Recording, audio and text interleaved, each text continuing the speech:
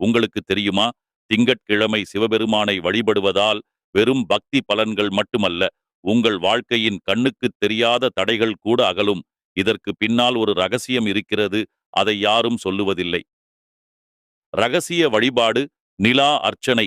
சில பழமையான சைவ ஆசாரியர்கள் சொல்வதன்படி திங்கட்கிழமை மாலை 8:30 முதல் 9:30 வரை சந்திரன் மிக பிரகாசமாக திகழும் நேரம்.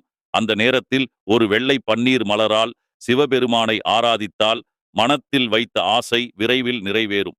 பழைய புராணக் கதைகளில் அமிர்த மந்தனம் நடந்தபோது சந்திரனை சிவபெருமான் தலையில் வைத்துக் கொண்டார். அதனால் திங்கட்கிழமை பால், பன்னீர், தயிர், நெய், தேன் ஆகிய பஞ்சாமிர்தத்தால் அபிஷேகம் செய்தால் பிராண சக்தி அதிகரிக்கும் என்று நம்பப்படுகிறது. பலர் சிவ வழிபாட்டை செல்வம், ஆரோக்கியம் என்று மட்டும் நினைக்கிறார்கள். ஆனால் இந்த ரகசிய வழிபாடு குடும்பத்தினரிடையே இருக்கும் மறைமுக மனக்கசப்புகளை தானாகவே கரைக்கிறது.